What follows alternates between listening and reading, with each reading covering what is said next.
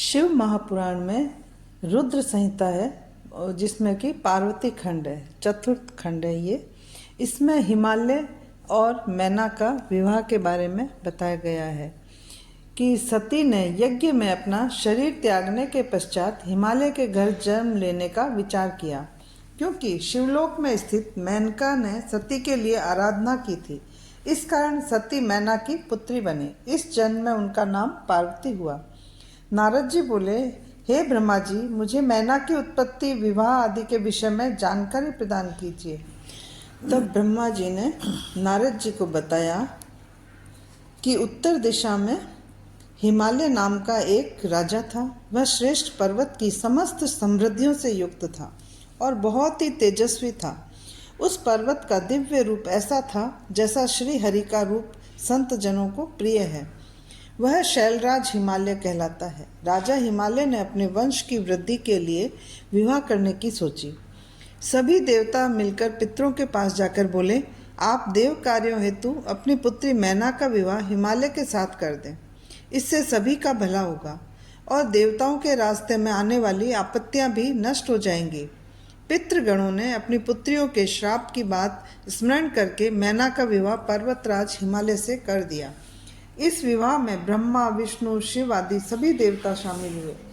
विवाह के उत्सव के पश्चात सभी देवता और मुनिवृंद शिव पार्वती का ध्यान करके अपने अपने लोकों को चले गए। फिर ब्रह्मा जी ने बताया कि हे नारद, मेरे पुत्र दक्ष के 60 पुत्रियां हुई। उनमें से स्वधा नाम की पुत्री का विवाह पितृेश्वरों के साथ हुआ। उनमें 3 कन्याओं को जन्म दिया। बड़ी पुत्री का नाम मैना, मंजली कन्या का नाम धन्या और सबसे छोटी कन्या का नाम कलावती था। एक बार तीनों कन्याएं श्वेत द्वीप में भगवान श्री हरि के दर्शन करने गई। उस समय वहां पर बड़ा भारी उत्सव मनाया जा रहा था। उसमें सनकादि ऋषि भी आए। सनकादिक ऋषि के आने पर उनका स्वागत करने के लिए सब लोग खड़े हो गए, परंतु ये तीनों बहनें खड़ी नहीं हुई। इस पर सनकादिक ऋषियों ने उन तीनों को श्राप दिया कि तुम तीनों बहन श्रुति को जानना चाहती थी, परंतु तुमने अभिमान के कारण नमस्कार करने की आवश्यकता नहीं समझी, इसलिए तुम स्वर्ग से दूर रहकर मनुष्य बन जाओ। यह सुनकर दोनों बहनों ने अपने सिर झुकाकर ऋषि को प्रणाम किया और प्रार्थना करने लगी, हे मुनिश्रेष्ठ, आप प्रसन्न हो जाइए, हम तो मूढ़ हैं। आप हम पर ऐसी कृपा करें कि हमको स्वर्ग प्राप्त हो जाए। ऋषि सनत कुमार शिवजी की माया से प्रभावित होकर बोले, हे पितरों की तीनों कन्याओं, अब तुम प्रसन्न होकर मेरी बात सुनो। यह बड़ी कन्या मैना पर्वतराज हिमालय की पत्नी बनेगी और उससे पार्वती नाम की एक कन्या उत्पन्न होगी जो भगवान शंकर की पत्नी बनेगी। दूसरी कन्या धन्या राजा जनक की पत्नी बनेगी और इससे महायोगिनी लक्ष्मी स्वरूपा सीता जी उत्पन्न होंगी जो भगवान श्री राम की पत्नी बनेंगी। तीसरी कन्या कलावती राजा वृषभानु की पत्नी बनेगी जो महामाया राधा को जन्म देगी। मैना को पार्वती का वरदान प्राप्त होगा कि वह कैलाश तक जाएगी। तुम तीनों पितरों की कन्या होने के कारण पृथ्वी पर भी स्वर्ग के विलास प्राप्त करोगी।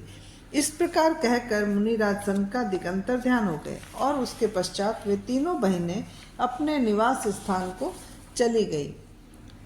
अब हिमालय और मैना का विवाह हो गया और हिमालय मैना से विवाह करके अपने घर आए और सुखदायक स्थानों में मैना के साथ झूम झूम कर विहार करने लगे। एक बार देवताओं के साथ श्री हरि वहां आए। हिमालय ने उन्हें देखकर कहा, मैं आपके दर्शन पाकर कृतार्थ हुआ, मुझे क्या आज्ञा है। तब श्री हरि ने कहा, जगदम्बा सती के शरीर त्यागने की बात तो आपको पता ही है। अब आप ऐसा प्रयत्न करें कि वे आपके यहाँ जन्म लेकर देवताओं के कार्यों को संपन्न करें।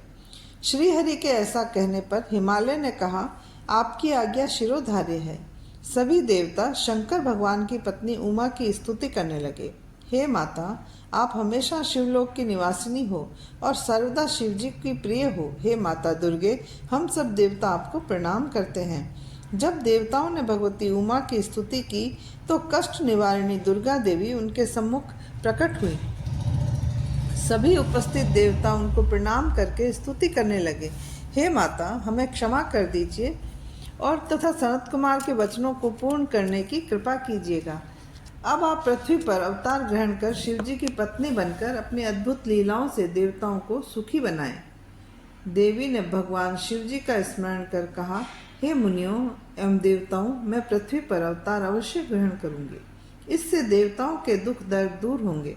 मेरे अवतार लेने के और भी कारण हैं। इससे पहले हिमाचल और मैना ने भी मेरी आराधना की है। अब भी वे भक्तिपूर्वक मेरी सेवा करती हैं। अतः मैं हिमालय के घर उनकी कन्या के रूप में प्रकट जरूर होंगी। मुझे ज्ञात है कि मेरे शरीर त्यागने से मेरे पति भगवान शंकर भी दिगंबर होकर मेरे वियोग को सहन नहीं कर पा रहे हैं। वे निरंतर जागते रहते हैं, जिससे वे कमजोर होते जा रहे हैं। वे मेरा पाणी ग्रहण करना चाहते हैं, इसलिए मैं शीघ्र ही अवतार लेकर तुम्हारे कार्य सिद्ध संपन्न करूंगी। अब तुम अपने स्थान को जाओ और भगवान शिव का भजन करो। फिर ब्रह्मा जी ने बताया, जब देवता हिमाचल और मैना को उपदेश देकर लौट गए तो दोनों उमा देवी की आराधना करने लगे। दोनों चैत्र माह से लेकर 27 वर्ष तक व्रत किया। व्रत की समाप्ति पर दुर्गा भवानी उमा प्रसन्न होकर उनके सामने प्रकट हो गई और उनसे वर मांगने के लिए कहा। हिमाचल ने उनसे 100 पुत्र और एक पुत्री के रूप में उमा देवी से स्वयं प्रकट होने की इच्छा प्रकट की। देवी ने उनसे तथास्तु कहकर वो अंतर्ध्यान हो गई। कुछ समय पश्चात मैना के गर्भ से एक ज्येष्ठ पुत्र मैनाक का जन्म हुआ। वह समुद्र में छुप गया इंद्र के द्वारा पर्वतों के पर काटने पर, और समुद्र से मित्रता कर ली उसने। हिमाचल और मैना दोनों ही देवी उमा और भगवान शिव के ध्यान में लगे रहते थे। उत्तम समय पर मैना रानी ने गर्भ धारण किया और समय आने पर सती प्रकट हुई। उमा भी कन्या के रूप में प्रकट होकर सांसारिक जीव की तरह रुदन करने लगी। कन्या के रुदन को सुनकर सब प्रफुल्लित हो गए और उनका नामकरण संस्कार हुआ। अनेक प्रकार के दान और वितरित किए गए। देवी जगदम्बा भी नाना प्रकार की क्रीड़ाएं करने लगी और युवती बन गई। एक